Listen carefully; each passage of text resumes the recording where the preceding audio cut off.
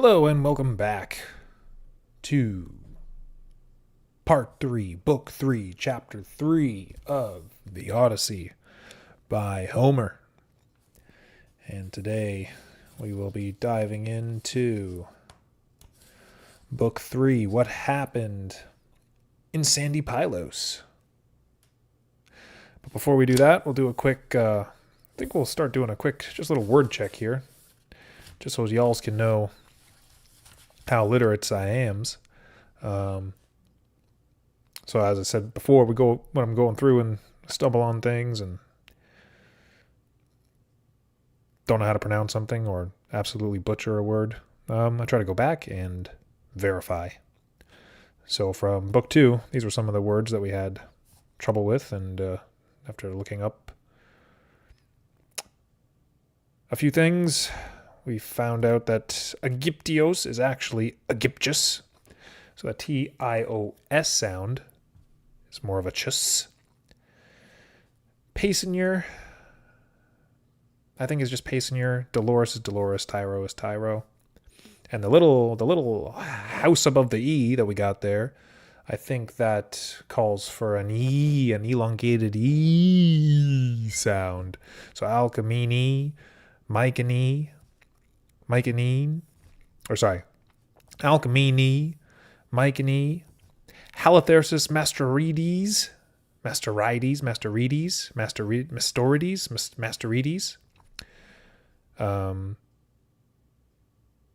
Baudry. Oh yeah, and then there's also the words that that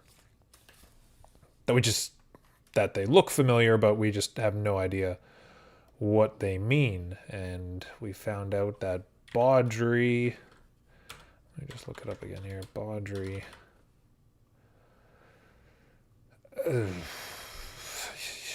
Baudry, botched work, bungling. Something that has gone awry, out of place, broken. Things of that nature. Baudry. Leokritos Eurinides. Nomon is Neumann. So I believe when we have I think that's got the double dots over the E on Neumann there, and that makes it sound more like a Y. Kappa Pi basically is a saying. I didn't know it was a saying, but means head to toe. So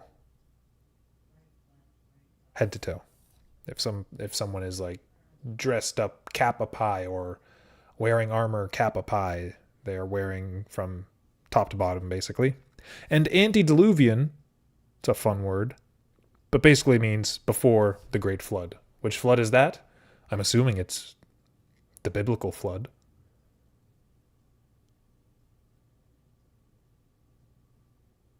For I know not of any other floods.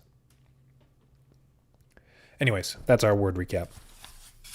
And we'll do our chapter recap here.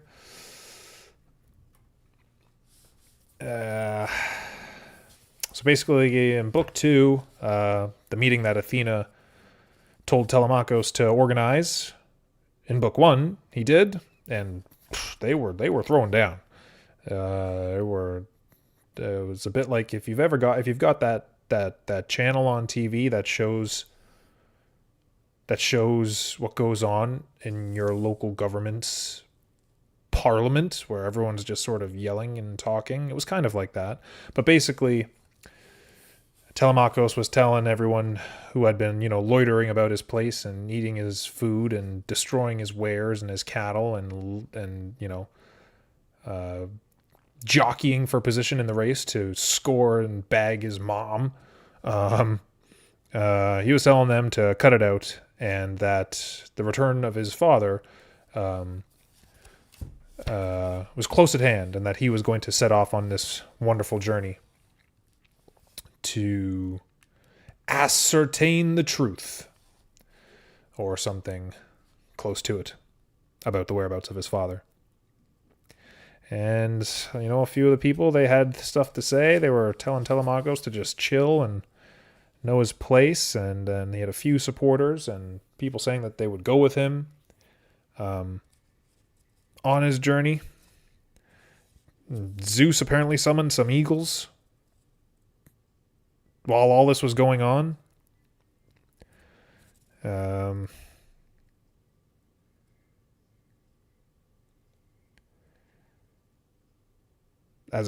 It was a sign, an omen,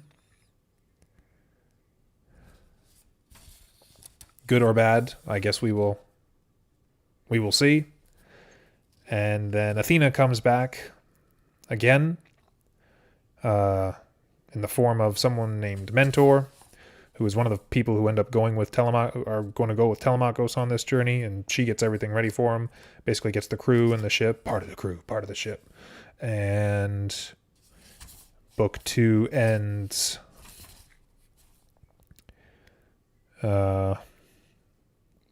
Book 2 ends with Telemachus essentially meeting the crew, boarding and setting off. And they seem to be in good spirits, and all the people who are going with them are, you know, down for whatever, so they just went with him, and they were going to their first destination, Pylos. And that is where we pick up here, in Book 3. What happened in Sandy Pylos? Let's find out.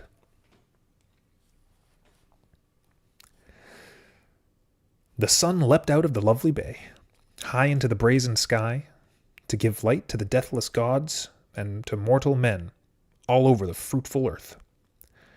And they came to Pylos, the stately city of Neleus.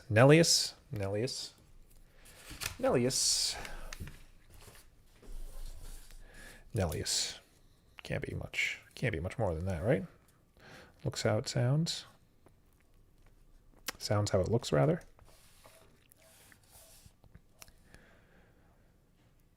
And they came to Pylos, the stately city of Neleus. The people were on the shore, sacrificing jet-black bulls to the blue-crested god who shakes the earth. There were 9 messes. There were 9 messes, 500 sitting in each mess, and 9 bulls were laid out before each. They had already distributed the tripes, and they were burning the thigh pieces for the god, when the ship came sailing in. The crew brailed up the sail, and trussed it, and moored ship, and went ashore. Telemachus came ashore too, after Athena, who broke the silence by saying, Telemachus, there is no need to be shy, not a bit.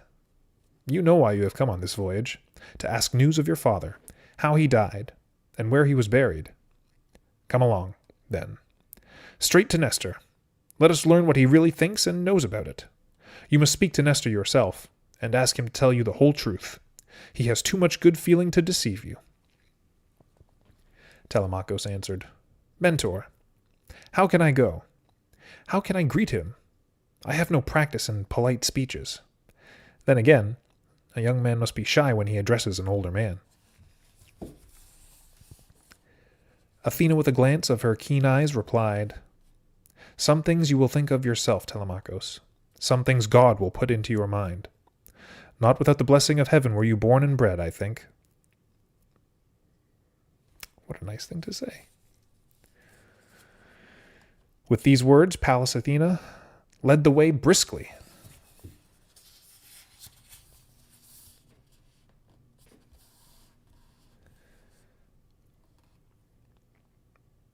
And he followed.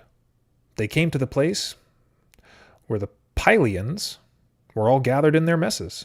There was Nestor, sitting with his sons, and all around were his companions preparing the feast, with meat broiling and grilling on the spits.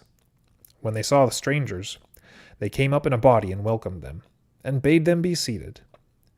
Nestor's son, Pisistratos, reached them first. He grasped both their hands, and seated them in front of the spread, upon soft fleeces laid on the sands beside his brother Thrasymedes. See, we're getting better at this. Thrasymedes and his father. Then he gave them their plates of tripe and chitterlings, and poured wine into a golden cup. He raised his cup and called upon Pallas Athena, daughter of Zeus Almighty, and said, Pray now, sir, to Lord Poseidon, who owns this feast which you have happened to join. When you have poured your drops, notice the asterisks. When you have poured your drops and offered your prayer as usual, pass on the cup to your friend. He too, I think, will join our prayer to the immortals. For all men need the gods, but he is younger. He is of my own age, so I will give you the golden chalice first. So saying, he put the cup full of delicious wine in her hands. Athena was pleased that he knew what was proper, and gave her the golden goblet first. At once she prayed earnestly to Lord Poseidon. Hear me, Poseidon, Earthshaker, and grudge not to accomplish these things for us who pray to thee. To Nestor first and his sons vouchsafe renown, and next to all the Pylians besides grant a gracious requital for this splendid sacrifice. And grant that Telemachus and I may have a safe return, when we have done that for which we came hither with our swift black ship. And while she prayed, she was doing her part to fulfill it. Then she passed the fine two-handled cup to Telemachus, and the son whom Odysseus loved made his prayer. The others took the broiled meat off the spits and distributed the portions, and all had a famous feast. Let's just read the footnote here. The libation of grace before drink. The attendant poured a few drops in the cup. The drinker spilt them upon the ground with a prayer. Then the attendant filled the cup and he drank. Oh, so that's just one for the homies. They just basically did a one for the homies there. Good to know.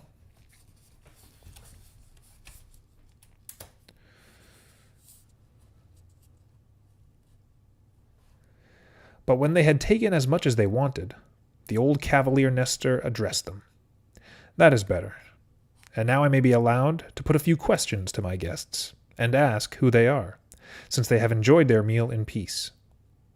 Who are you, sirs? Where do you come from over the waters? Is it business?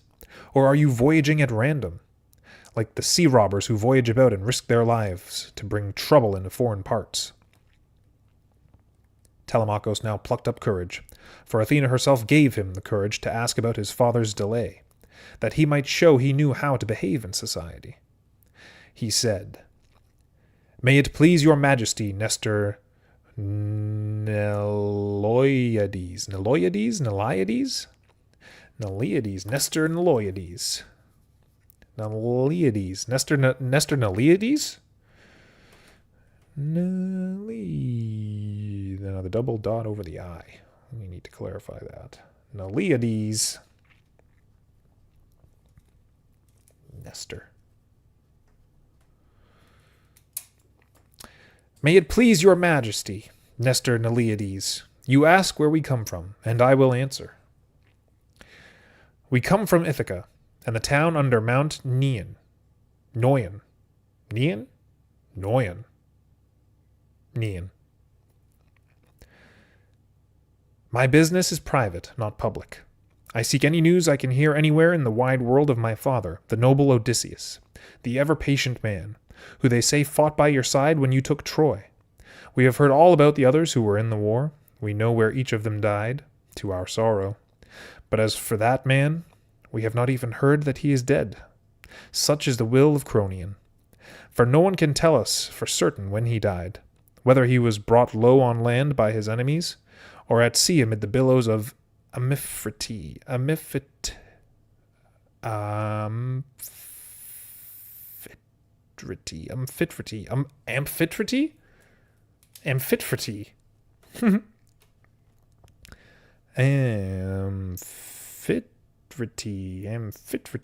Amphitrite. That sounds right. At sea amid the billows of Amphitrite. That is why I am here, to appeal to you. Tell me, if you please, of his lamentable fate.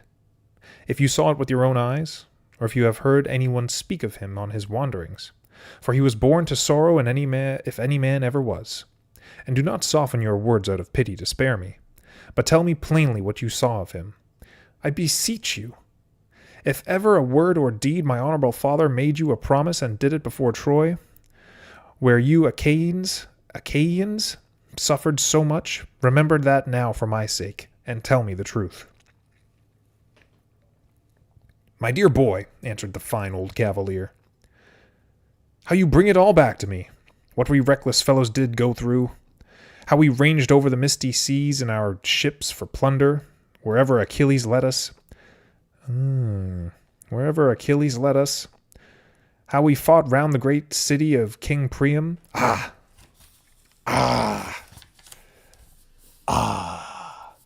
There and then all our best men were slain. There lies Aeneas, the man of war. Aeneas. It's so simple, it's probably complicated. There lies Aeneas, the man of war. There lies Achilles. There is Patroclus, prudent as a god in council. There is my own dear son.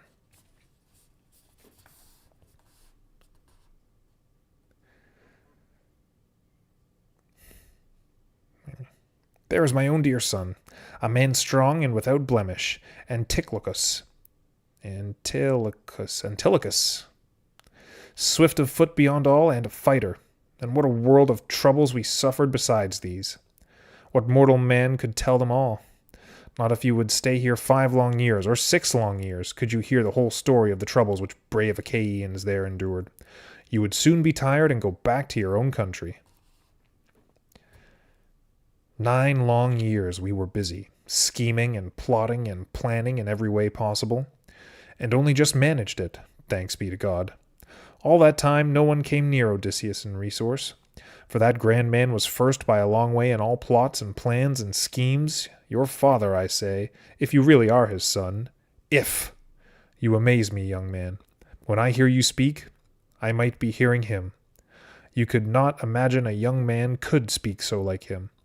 All that time I and Odysseus never took different sides, either in parliament or in council. We were of one mind. With good sense and wisdom we advised the people always that which promised the best success. Again, we had sacked the tall city of Troy, and embarked, and God scattered the fleet.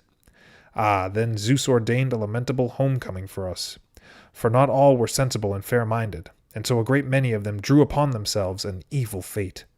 From the destroying wrath of the bright-eyed daughter of the thundering father, who made a quarrel between the 2 princes of the house of Atreus.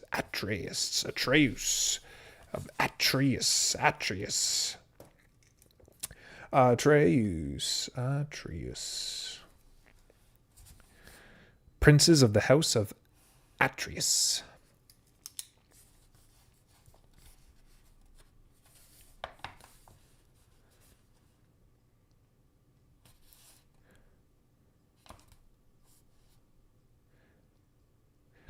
When these 2 called the people to Parliament, quite wrong, most improper, at sunset of all times, and they all came heavy with wine, the 2 of them explained why they had summoned the people.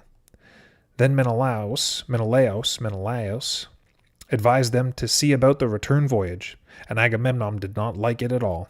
He wanted to keep the people back, and to make solemn sacrifice, hoping to calm the dire anger of Athenia.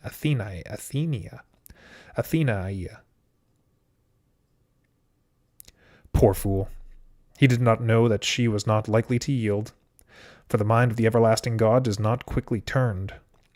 So there the 2 stood, bandying angry words. And all the men-at-arms jumped up, and there was the devil of a noise in the place, as each backed his own opinion.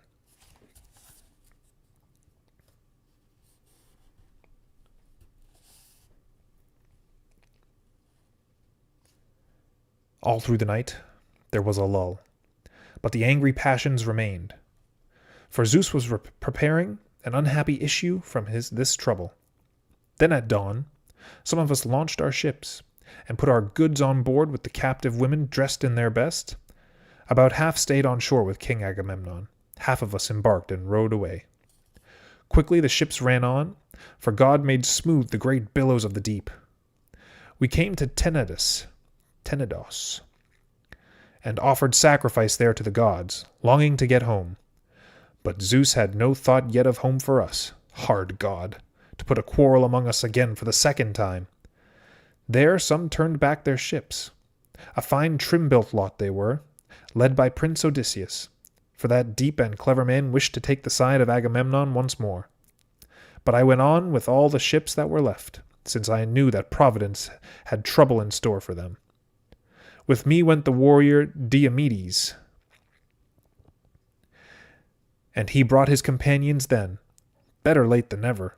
Menelaus came after us and caught us up at Lesbos, while we were hesitating about the long voyage straight across, whether to go seaward of rocky Chios, close along the island of Syria.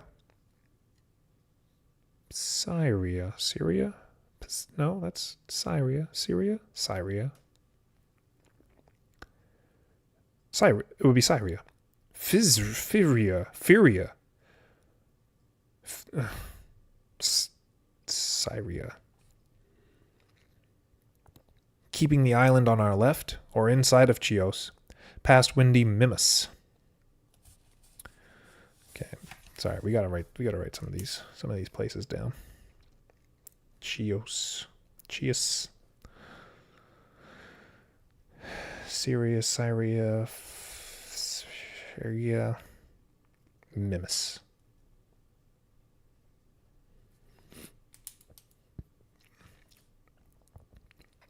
Past windy Mimas.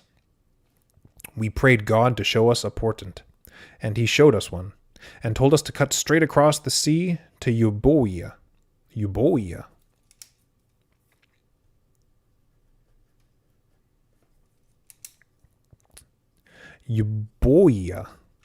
That we might escape our troubles the quickest way. And a whistling wind began to blow. The ships ran at a great rate over the water, and in the night they put in at Gerastus. Gerastus,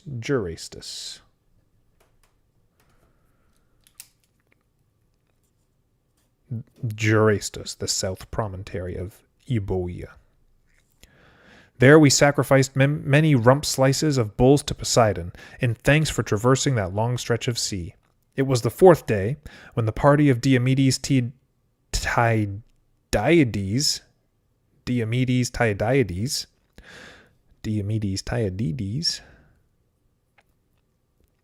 brought their fine ships to harbor in Argos. But I held on for Pylos, and the wind never fell from the time when the god first let it out to blow. So I came home, my dear boy, without news, and I know nothing of the others who were saved of the army.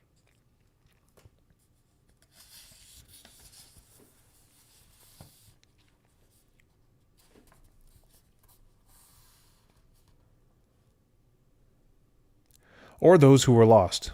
But all the news I get, while I sit in my hall, you shall hear, as is right and proper, and I will not hide anything. There was a good return for the Myrmidons,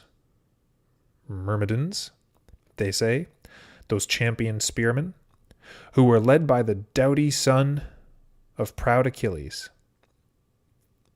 A good return for Philoctetes.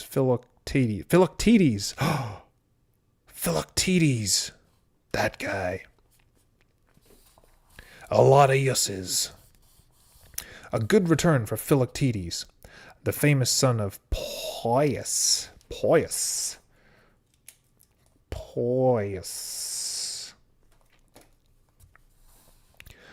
All the company of Idomeneus,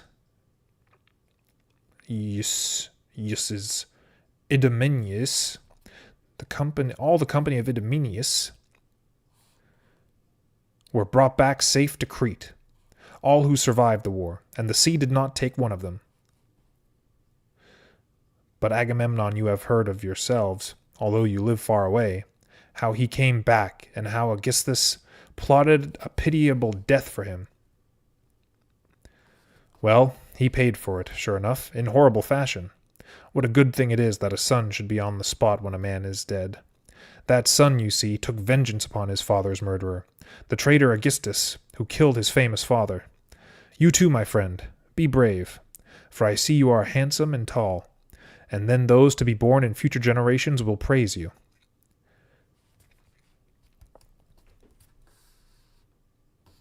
Telemachus answered, May it please your majesty, Nestor Neliades. He did indeed take his vengeance, and his fame shall be carried down in the world for many generations to come. How I wish that the gods would invest me with power as great as his, to take vengeance on the men who woo my mother, for their outrageous violence, for the intolerable insults of their scheming brains. But no, the spinner has spun me no such happiness, for my father and me. We must just be patient, come what may. Then Nestor answered, My friend, since you have spoken of it yourself and recalled it to my memory, they do say that there are a great number of men in your house, seeking your mother's hand in marriage against your will, full of evil schemes. Tell me, do you submit willingly to this? Do all the people dislike you because of something said by the voice of God? Who knows if some day he may come and take vengeance for their violence, whether alone or all the people with him? If only Athena Brighteyes would choose to show her love to you, as she used to care for that glorious man Odysseus in the Trojan land, among all those hardships which our nation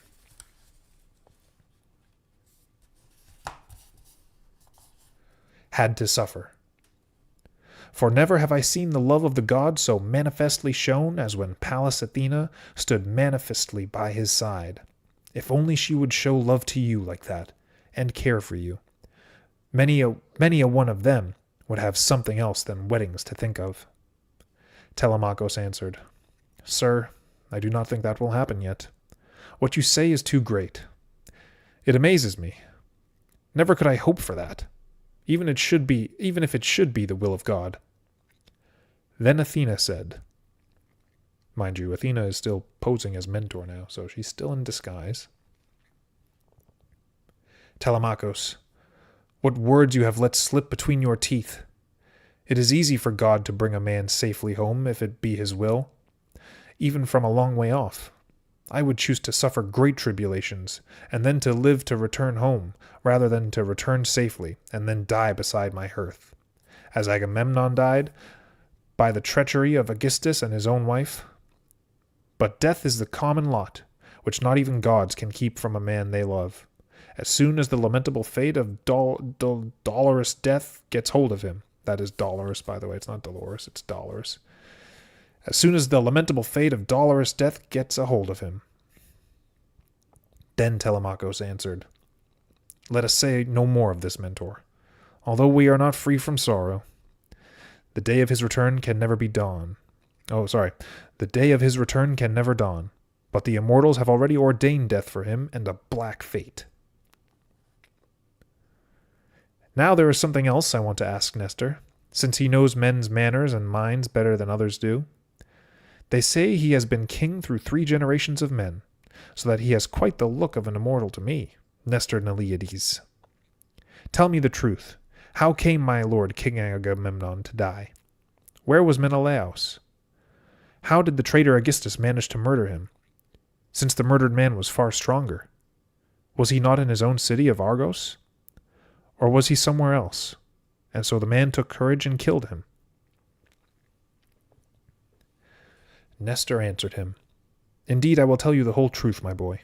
Surely you can surmise yourself what would have happened if Aegisthus had been found in the place by King Menelaus when he came from Troy. Dead he would have been.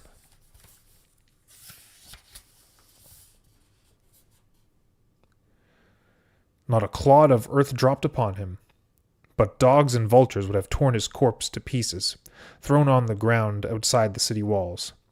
Not a woman in the whole nation would have wept for him, for it was a monstrous crime he plotted.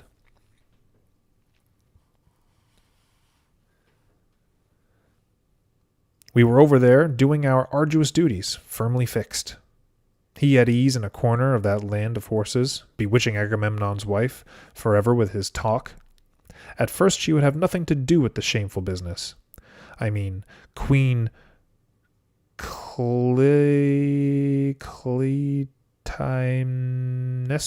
Clytemnestra?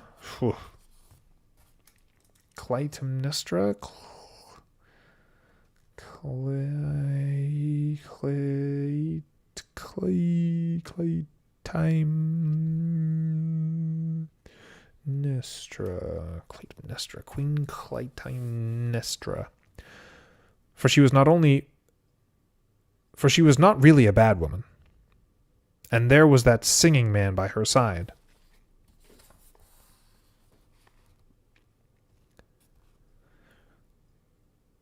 There was that singing man by her side, who was put in full trust by Agamemnon when he went to Troy to look after his wife. But when the chains of fate bound her fast, and she must needs be mastered, then the man took his minstrel to a desert island, and left him prey and plaything for the carrion birds. And the woman he took to his own house, one as willing as the other. Many thank offerings he burnt on the gods' holy altars. Many precious things he cast into the fire, woven stuffs and gold, for success in a great enterprise which he had never in his heart expected to carry out. Well then, we both set out from Troy, Menelaus and I, in great contentment together. But when we came to holy Sunion, the headland of Attica, Phoebus Apollo attacked the helmsman of Menelaus, and slew him with his gentle shafts. When the man held the steering oar between his hands and the ship was running free, that was Frontis Onotorides. That was Frontis Onotorides, champion of the world, when the stormy winds do blow.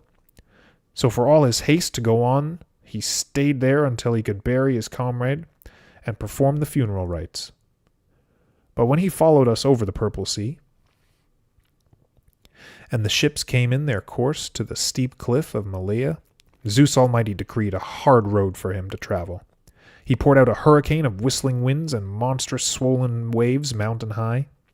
Then he cut the fleet in two, and brought part of them to Crete, where the Sidonians are settled about the stream of Iordanos.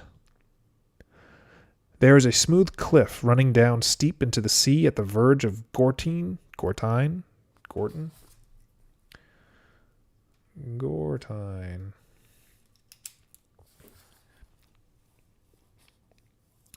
There is a smooth cliff running down steep into the sea at the verge of Gortine. Over the misty deep,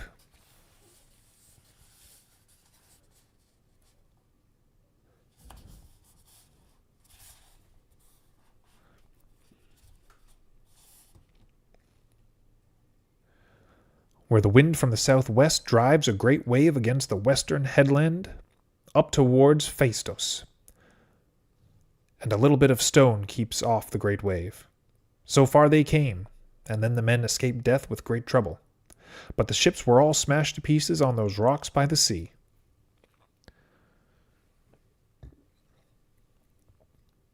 The other ships, 5 in number, were driven to Egypt by wind and water, while Menelaus was there, collecting a heap of gold and commodities, and sailing his fleet about into foreign parts. That was the time when Aegisthus was making his murderous plans at home. And after he killed Agamemnon, he reigned 7 years in all the wealth of Mycenae, while the people were cowed under his rule. But in the 8th year came his ruin. Prince Orestes came back from Athens, and killed his father's murderer, the traitor Aegisthus, because he had killed his famous father. When Orestes had killed him, he gave a funeral feast to the people over his hateful mother and Aegisthus the coward. And on that very day arrived that stout champion Menelaus, with a heap of wealth filling his ships. Now, my friend, don't go a-roaming too long far away from home, and desert your property, and leave those blustering fellows in your house like that, or they will eat up everything and share your wealth among themselves, and your journey will end in nothing. Go to Menelaus. That is my advice and bidding. He has lately come from abroad, from such places as he could never really expect to return from. When you think how at first the storms drove him astray over all that expanse of sea, even the birds take more than a year to cross it. For it is wide and dangerous too. Off with you at once, ship and crew and all. Or if you prefer the land, horses and car are at your service. My sons are at your service, and they shall be your guides to lovely Lacedaemon.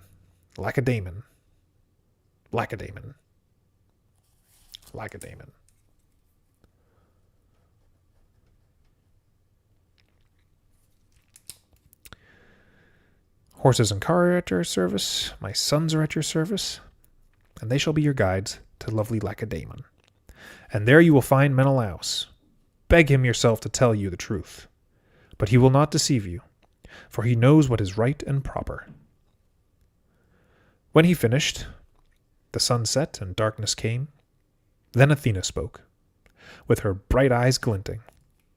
"Sir, you have told your tale well. Now then,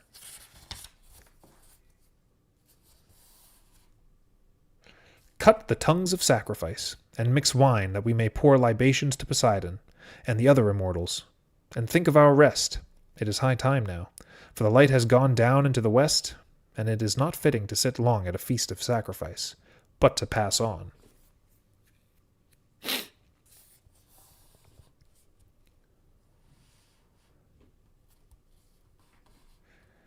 The others listened, and did as she said.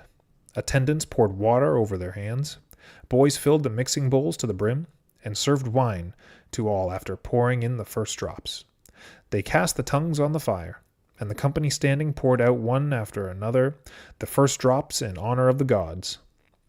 And when the libation was done, they had drunk as much as they wished. Athena and the handsome lad made as though to return to their ship, but Nestor would not have it. He said at once, "Zeus and all the immortal gods forbid that you should leave me and go off to your ship, as if I were a pauper without a rag. As if I had not plenty of blankets and rugs in the house. Nothing for myself to sleep soft on, nothing for my guests. Come, come, I have blankets and rugs of the best. No, that man's son shall not lie on a ship's deck, his very own son, so long as I am alive, and while children are left after me to entertain the guests who may come to my house." Athena answered him, "That is well said, dear and reverend sir. It is yours to command, and Telemachus must obey, as is right and proper.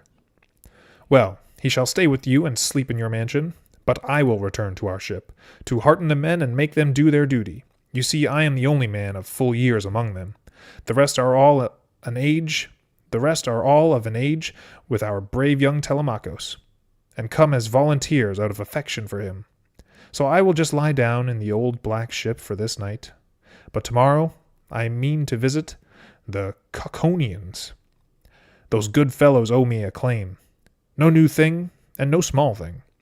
And our friend here, since he has come to your house, lend him your son and a carriage, and let him go on. And lend him horses, the fastest and strongest you have."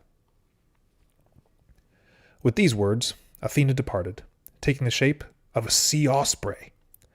And all that saw it were amazed.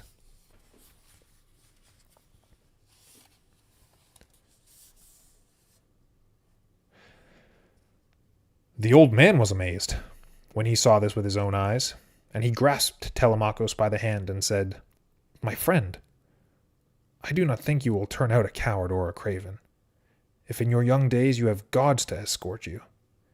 For this is one of those who dwell in Olympus, none other than the very daughter of Zeus, most glorious Tritogenia, the same who used to honor your father amongst our people. O queen, do thou be gracious and grant me an honorable name, myself and my children and my beloved wife, and I in my turn will sacrifice to thee a yearling cow, broad-browed, unbroken, which no man has ever brought under the yoke.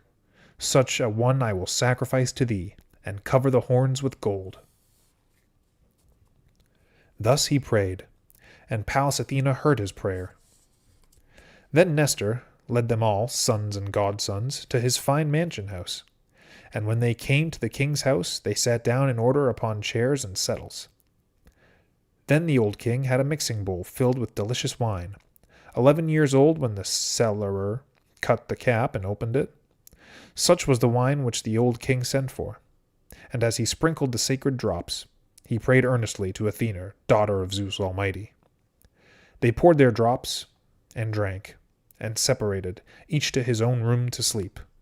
But royal Nestor took Telemachus in hand, and left him to sleep there in the echoing gallery, and by his side the famous lancer Pisistratus, a born leader of men, one of his sons who lived in the mansion still unmarried.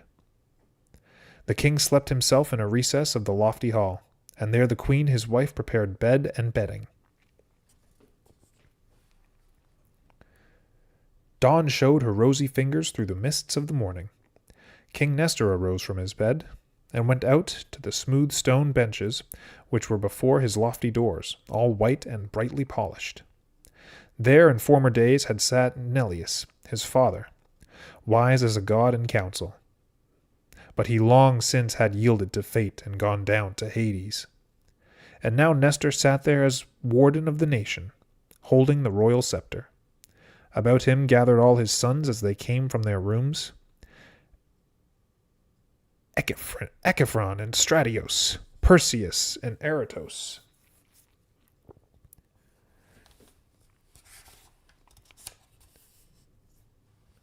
And the young prince Thrasymedes.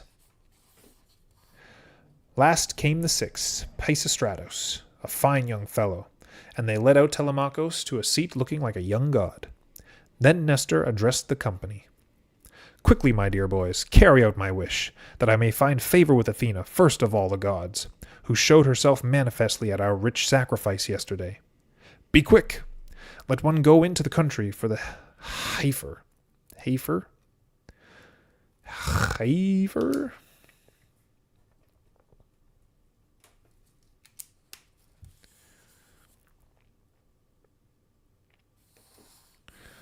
Let one go into the country for the heifer, and let the herdsman in charge drive her in. One go to the ship of brave Telemachus, and bring up all his companions, leaving only two. One summon Laerces, the goldsmith, that he may cover the is that heifer? That one that may cover the heifer's horns with gold. I don't know what a heifer is. Sounds like some sort of cattle, I guess.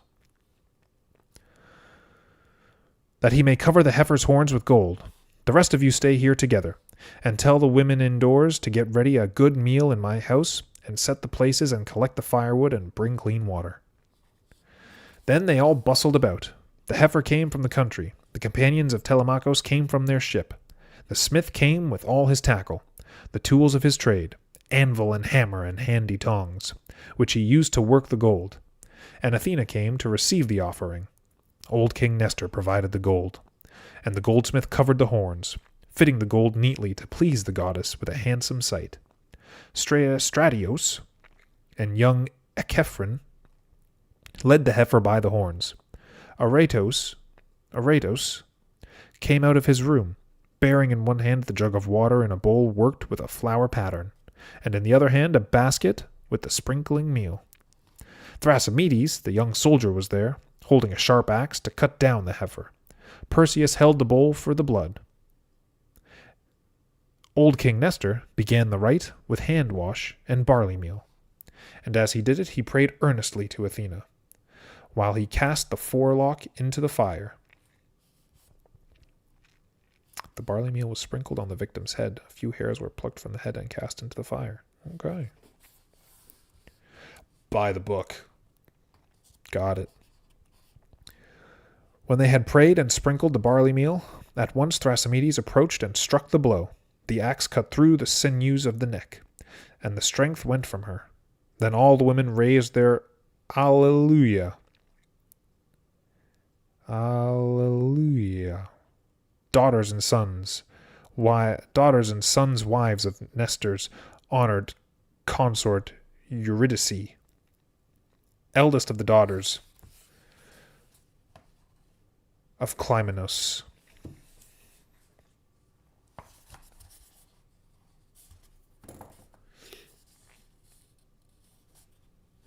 The other sons lifted up the victim from the ground and held it on their shoulders. Pisistratos cut the throat. Then the red blood flowed and life left the body.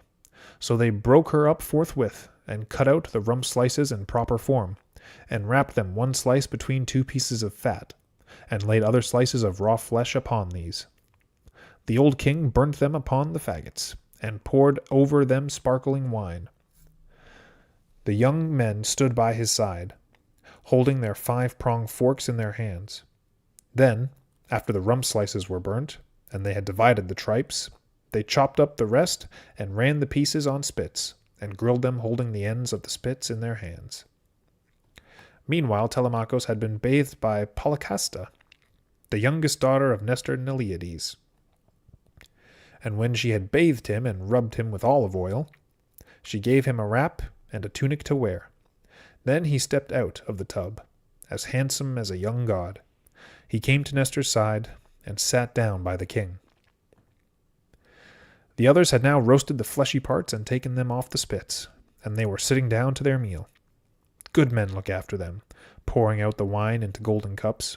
And when they had eaten and drunk all they wanted, old King Nestor addressed them. My boys, hurry up with the horses and put them under the yoke, that he may get on his way. They did as they were told, with a will. Quickly they put the swift horses under the yoke. And the housekeeper, packed in bread and wine, and meat such as kings eat by the grace of heaven, up climbed Telemachus into the splendid car. Beside him was Pisistratos Nestorides, who got into the car and took hold of the reins.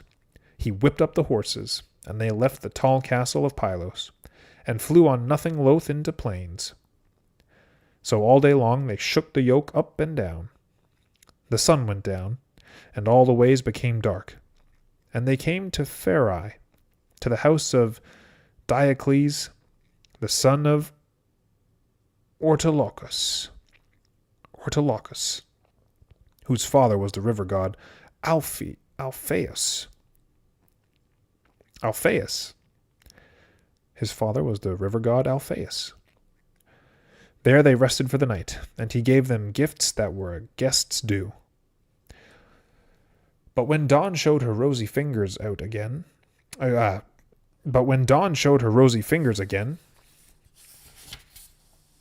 out of the mists, they put the horses to and mounted the car. He whipped up the horses, and the pair flew along. By and by they came to a plain full of growing wheat, and there, at last, they were near the end of their journey. So well did the swift horses carry them on. The sun went down, and all the ways became dark.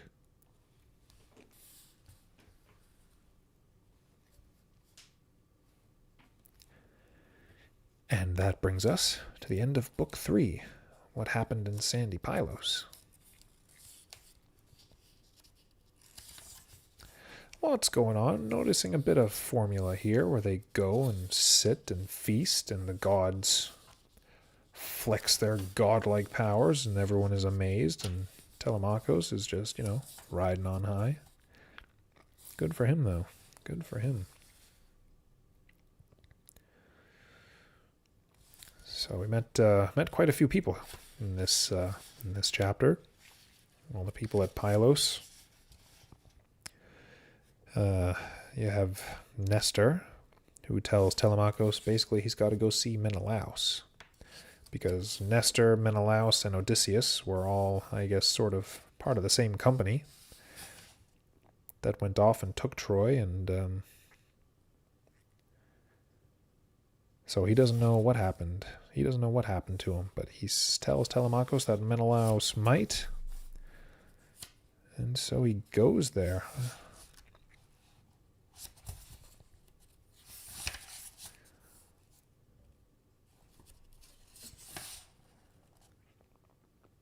And we meet a bunch of Nestor's sons. We've got Achephron, Stratios, Perseus, Eratos, and the young